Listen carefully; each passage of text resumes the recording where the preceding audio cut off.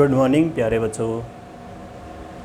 हम लेकर आए हैं आप सभी के बीच में हिंदी प्लस संस्कृत दोनों की व्याकरण प्लस रीडर, यानी कि पहले अपन पढ़ेंगे एक एक करके चैप्टर वाइज संस्कृत की व्याकरण, उसके बाद में फिर पढ़ेंगे अपन एक एक करके और जो हिंदी है हमारी तो उस हिंदी की व्याकरण को, उसके बाद में फिर अपन पढ़ेंगे संस्कृत के एक एक रीडर के चैप्टरों को, और उसके बाद में फिर अपन पढ़ेंगे धीरे धीरे करके हिंदी के चैप्टरों को, वो भी 6th क्लास से लेकर के और 10th क्लास तक की संपूर्ण टॉपिकों को अपन एक एक करके और यहाँ पर क्लियर करते जाएंगे।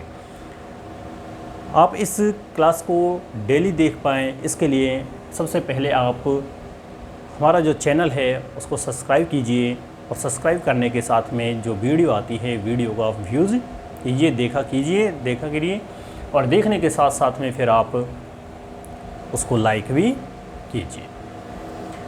तो हम जैसे बात कर रहे हैं संस्कृत व्याकरण की, हम आज अपना पहला दिन है और पहला दिन होने के कारण फर्स्ट चैप्टर है, उसको स्टार्ट करने से पहले हम माँ सरस्वती और गजानंद जी महाराज से प्रार्थना करते हैं कि जो भी बच्चे, जितने भी बच्चे कुछ उम्मीद लगा करके हमारी जो क्लास देख रहे हैं, तो इस क्लास के माध्यम से उनका उज्जवल भविष्य बनाने में माँ शारदे उनका सहयोग दे और गणेश जी महाराज उनका निर्विघ्न कार्य प्रारंभ करे और अंत में उनको उनकी मंजिल तक पहुँचाए।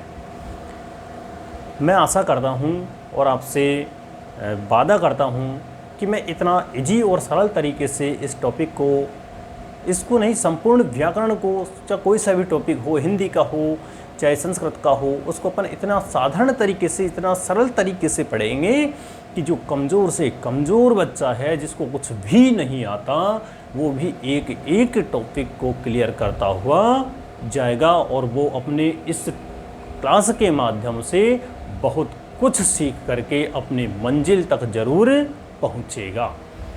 इसी के साथ में मैं अपना जो फर्स्ट चैप्टर है संस्कृत व्याकरण का, जो लगभग सभी क्लासों में 6 to 10 सभी क्लासों में कॉमन होता है, तो वहाँ से स्टार्ट कर रहा हूँ, क्योंकि अपन जीरो लेवल से लेकर के सीढ़ी बाई धीरे धीरे ऊपर चढ़ते हुए जाएंगे। तो अपन नीचे से लेकर के और ऊपर जैसे चढ़ेंगे तो सब कुछ अपन क्लियर करते हुए धीरे धीरे आगे बढ़ते जाएंगे। तो इसी के साथ में हम सबसे पहले अपना जो टॉपिक है तो वो टॉपिक है अपना वर्ण विचार। चैप्टर नंबर फर्स्ट, और वो कौन सा है? वर्ण विचार। वर्ण विचार सबसे पहले देखेंगे अपन वर्ण की परिभाषा। वर्ण कहते किसे हैं?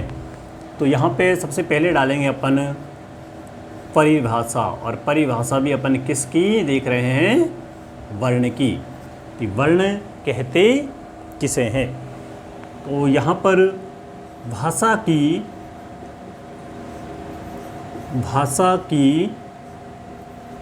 वह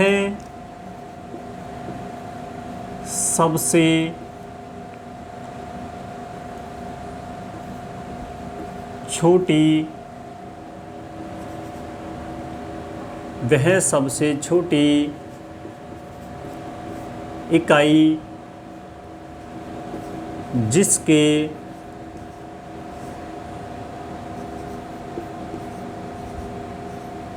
और अधिक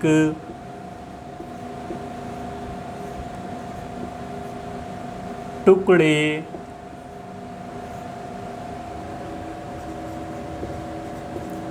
नहीं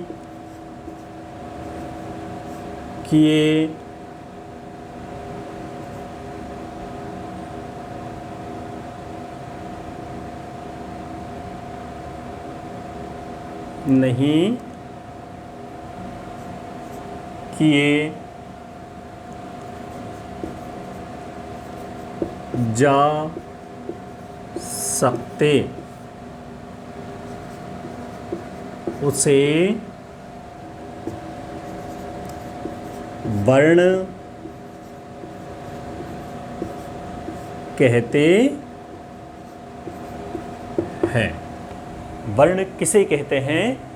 भाषा की वह सबसे छोटी इकाई, भाषा की वह सबसे छोटी इकाई जिसके और अधिक टुकड़े नहीं किए जा सकते, जिसको और तोड़ा नहीं जा सकता, जिसको अलग अलग और नहीं किया जा सकता, उसको क्या कहते हैं? अपन वर्ण कहते हैं।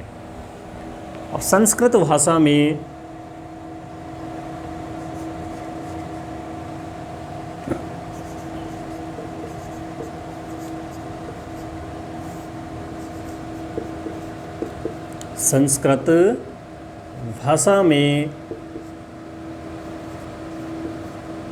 वर्ण दो प्रकार के होते हैं। कितने प्रकार के होते हैं संस्कृत भाषा में वर्ण? संस्कृत भाषा में वर्ण दो प्रकार के होते हैं। नंबर 1 पे आता है अच वर्ण। नंबर 1 पे है अच वर्ण। अच वर्णों को क्या कहते हैं अपन हिंदी में? स्वर। स्वर वर्ण। हिंदी में कहेंगे अपन स्वर और संस्कृत में कहते हैं अपन अच वर्ण। अब अच वर्ण की अपन बात करें तो अच वर्ण जो है वो संस्कृत में कितने होते हैं? 13। अच वर्णों की संख्या जो है वो संस्कृत में कितनी होती है? 13। 13 जो अच वर्ण होते हैं वो कुछ इस प्रकार से हैं: ए, आ, ई, ऊ, री,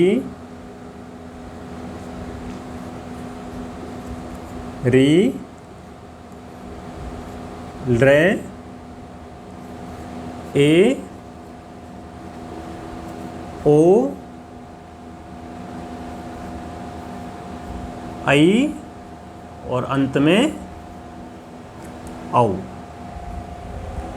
ए, ओ, आई और औ। तो इस प्रकार से क्रम यही रहेगा संस्कृत में ए, ओ, आई, औ। आप बात करोगे कि सर ये ए, ओ, आई, औ आपने कैसे लिख दिया? तो यहाँ पर हिंदी में जो क्रम होता है वो अलग होता है और अपन संस्कृत की जो बात कर रहे हैं तो संस्कृत में इनका जो क्रम है वो अलग होता है। तो जिस प्रकार से अपन ने लिखा है वही क्रम इसमें संस्कृत में स्वर वर्णों का, जिसको अपन अच वर्ण कहते हैं संस्कृत में, उनका रहेगा। उसके बाद में अपन नंबर 2 पे बात करेंगे कि इसका दूसरा जो भाग है, पहला तो यह हो गया अच वर्ण, उसके बाद में दूसरा जो भाग है तो दूसरे भाग में जो वर्ण आते हैं उसको क्या नाम दिया गया है? हल वर्ण। हल वर्ण। हल वर्ण को हिंदी में क्या कहते हैं? व्यंजन। व्यंजन वर्ण। संस्कृत में कहा जाता है हल वर्ण और हिंदी में हल वर्णों को क्या नाम दिया जाता है? व्यंजन वर्ण। अब इनकी अगर बात की जाए हल वर्णों की तो हल वर्ण जो है इसको भी कितने भागों में बांट दिया गया है? 4 भागों में। हल वर्णों को मुख्य रूप से संस्कृत भाषा में 4 भागों में बांटा गया है।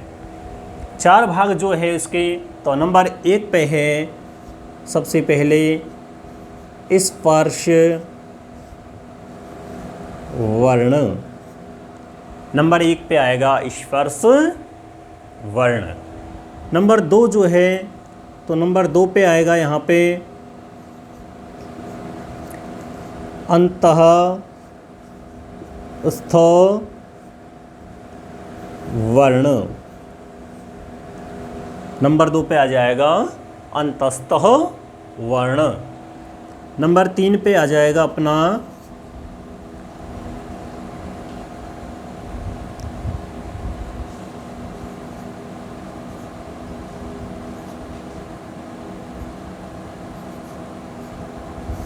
ऊष्म वर्ण। नंबर 3 जो है, नंबर 3 पे आएगा अपना ऊष्म वर्ण। और ऊष्म वर्ण के बाद में जो नंबर 4 है, उस नंबर 4 पे रखा गया है अपना संयुक्त वर्ण। संयुक्त वर्ण, संयुक्त वर्ण को नंबर 4 पे रखा गया है। अब स्पर्श वर्ण की अपन बात करें तो स्पर्श वर्ण कितने होते हैं, इनकी संख्या कितनी होती है? स्पर्श वर्णों की 25। स्पर्श वर्ण कितने होते हैं?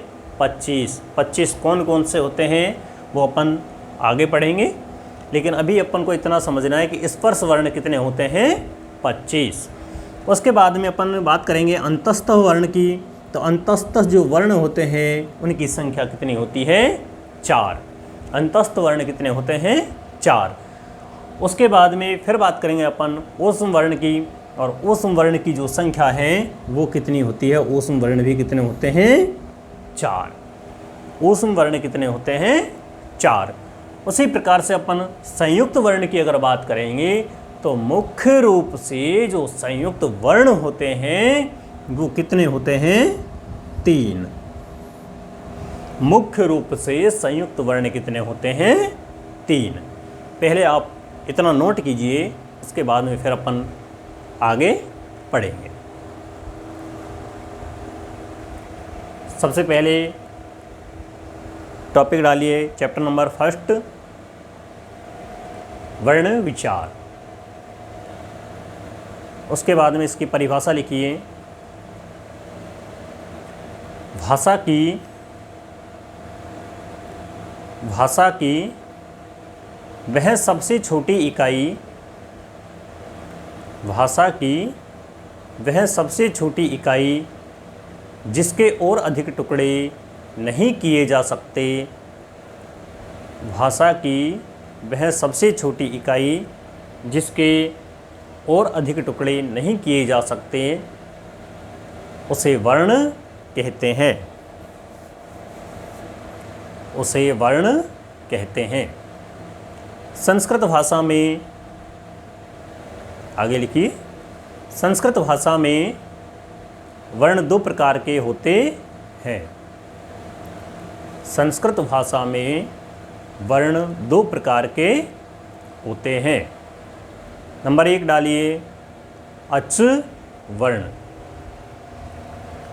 नंबर 1 डाल करके लिखिए आप अच वर्ण। और अच के बाद में, अच वर्ण के बाद में कोष्टक में लिखिए ब्रैकेट के अंदर स्वर वर्ण। अच वर्णों की जो संख्या है वो कितनी होती है संस्कृत में? 13। त्रयोदश।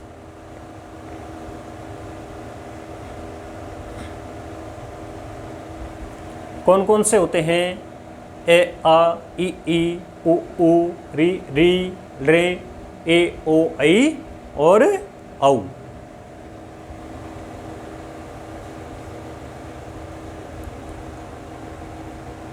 अब आगे नंबर 2 पे हल वर्ण। हल वर्ण को हिंदी में कहते हैं अपन व्यंजन वर्ण। हल वर्णों को ही हिंदी में अपन व्यंजन वर्ण कहते हैं। अब इनको कितने भागों में बांटा गया है? हल वर्ण जो है उसको मुख्य रूप से कितने भागों में बांट दिया गया है? 4 भागों में।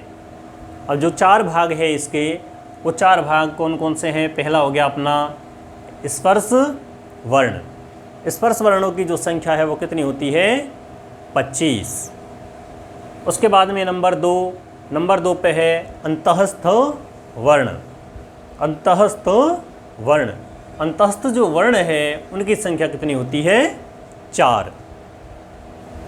उसके बाद में आता है ऊष्म वर्ण। ऊष्म वर्ण जो है उसकी संख्या कितनी होती है? 4। नंबर 4 पे जो है वो है संयुक्त वर्ण। और संयुक्त जो वर्ण है उनकी मुख्य रूप से कितने होते हैं संयुक्त वर्ण? 3।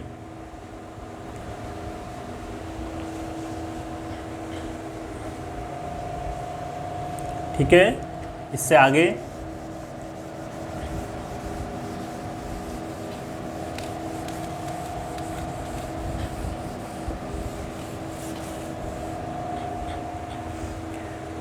अब नंबर 1 डाल के यहाँ पे लिखिए आप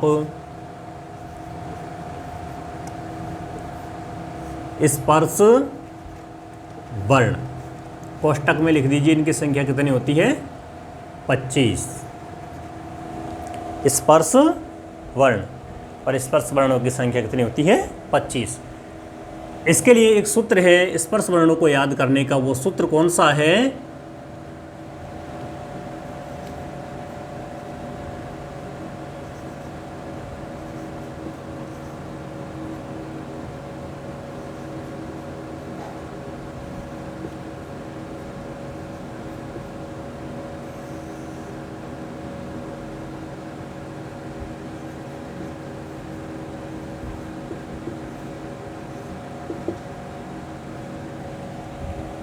स्पर्श वर्णों को याद करने का जो सूत्र है वो है कादयो मावसाना स्वर सहा।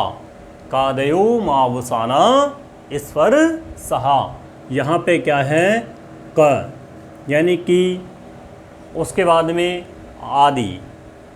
कादयो मावसाना स्वर सहा, तो यानी कि जिसके आदि यानी होता है प्रारंभ, जिसके प्रारंभ में क्या होना चाहिए?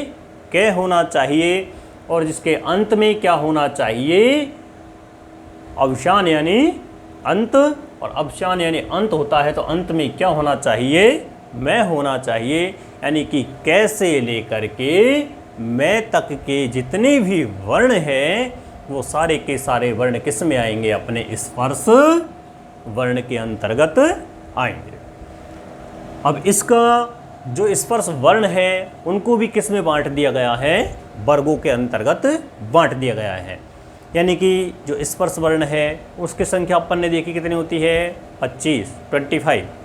तो उनको अपन ने बांट दिया वर्गों में, और वर्गों में जैसे बांटा तो उनके वर्ग बनेंगे कितने?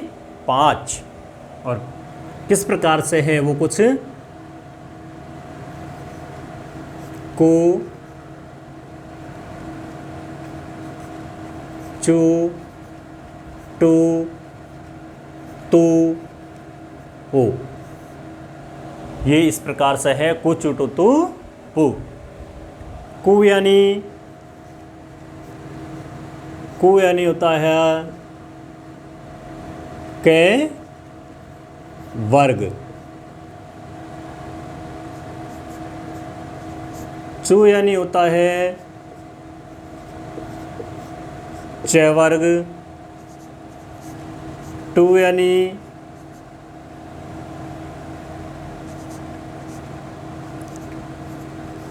ट वर्ग। तू यानी त वर्ग, और पू यानी प वर्ग। कु यानी कै वर्ग, चू यानी च वर्ग, टू यानी ट वर्ग, तू यानी त वर्ग, और पू यानी प वर्ग। कितने हो गए? 5 वर्ग। अपन ने बात की थी कितने वर्गों में बांटा गया इनको? 5 वर्गों में। और जैसे वर्गों को अपन ने इनको खोला तो यहाँ पर अपने सामने वर्ग निकल करके आ गए। अब कै वर्ग है, इसके अंतर्गत कितने वर्ण आते हैं और कौन कौन से वर्ण आते हैं? तो वो आते हैं क, ख, ग, घ, अंग। च वर्ग के अंतर्गत आते हैं च, छ, ज, झ और या। फिर है ट वर्ग ट, ठ, ड, ढ और अण, ट ठ ड ढ अण। उसके बाद में है त वर्ग में त थ द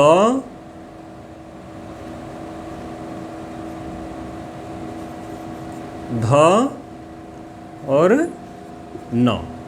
उसके बाद है अंतिम पे वर्ग, और पे वर्ग में आता है पे फ ब भ और म। अब यहाँ पे लिखा हुआ है कादयो मावुशाना स्पर्शहा, कादयो मावुशाना स्पर्शहा, यानी कि जिसके आदि यानी प्रारंभ में क्या होना चाहिए, का होना चाहिए। जिसके अंत अवसान यानी अंत में क्या होना चाहिए, मैं होना चाहिए। यानी कि कैसे लेकर मैं तक के जितने भी वर्ण हैं वो सारे के सारे वर्ण किस में आ जाएंगे, अपने स्पर्श वर्ण के अंतर्गत आ जाएंगे। नंबर 2 है अपना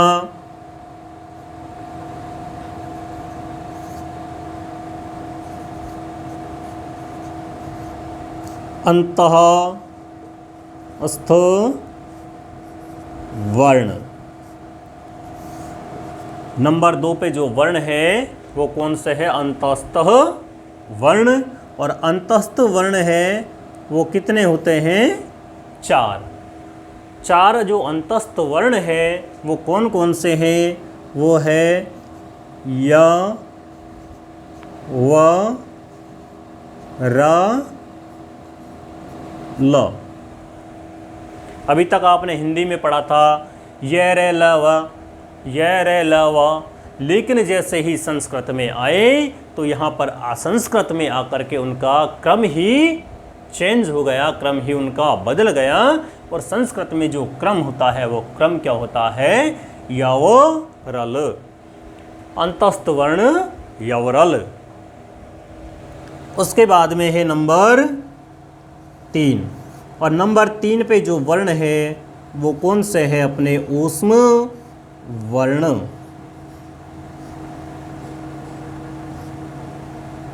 नंबर 3 पे कौन से है, ऊष्म वर्ण। और ऊष्म वर्णों की जो संख्या है वो भी कितनी होती है, 4। ऊष्म वर्ण कितने होते हैं, 4। ठीक है, तो ऊष्म वर्ण जो 4 होते हैं वो कौन कौन से होते हैं। पहला होता है श, श,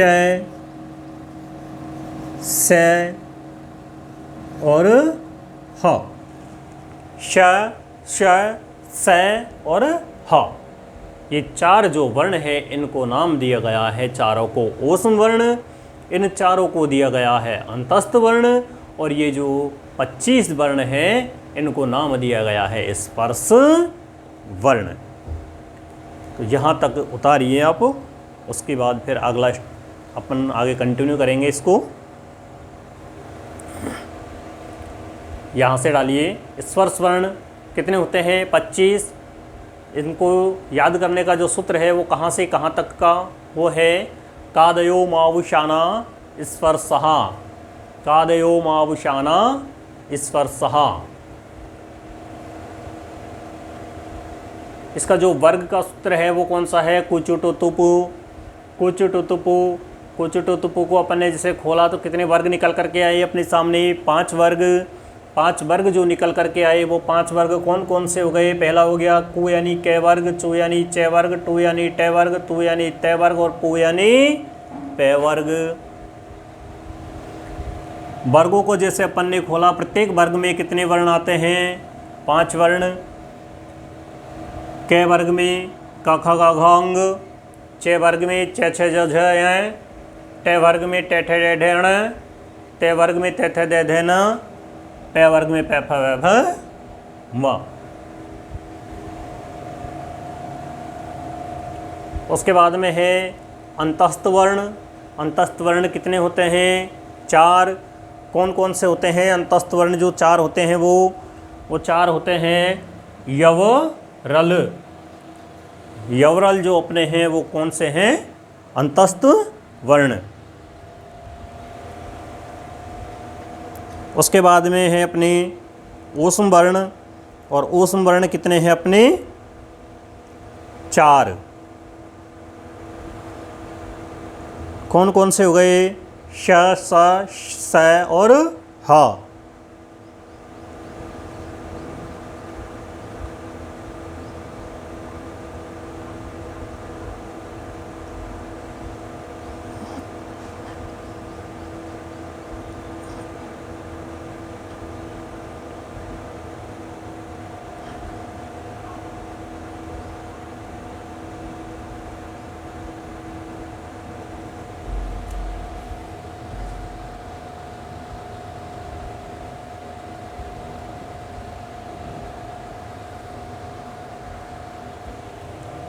चलो इसको मिटाते हैं। अब आगे जो इसका अंतिम चौथा जो भाग है उसको देखते हैं।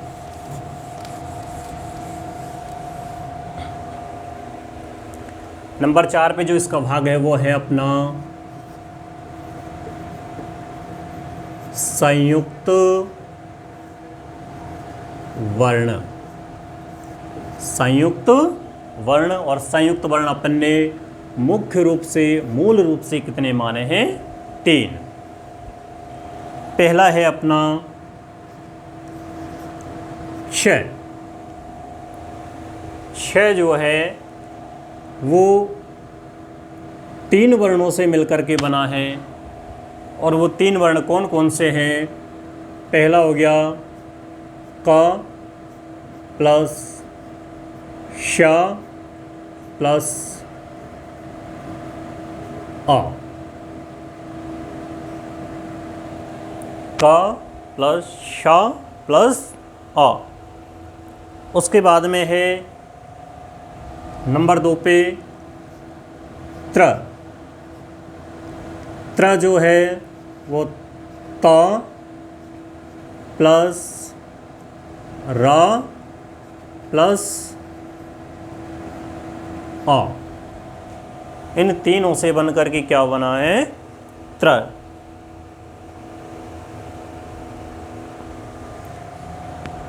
अगला है ज्ञ। ज्ञ जो है वो बना है अपना ज प्लस य प्लस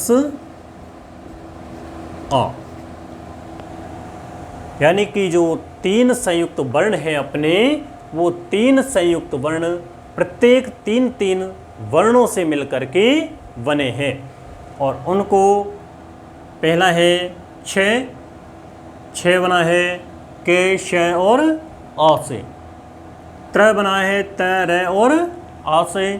और ज्ञ बना है ज, य, आ से। तो ये हुआ अपना वर्ण विचार का जो एक पहला भाग है वो कंप्लीट। उसके बाद में अपन अगला जो इसी का दूसरा जो भाग है उसको बहुत जल्द लेकर के आएंगे, और इस भाग के साथ में यहाँ पर अपन इस टॉपिक को विराम देते हैं। फिर कल इसको वापस कंटिन्यू करेंगे। तो यहाँ तक के लिए आप सभी को धन्यवाद।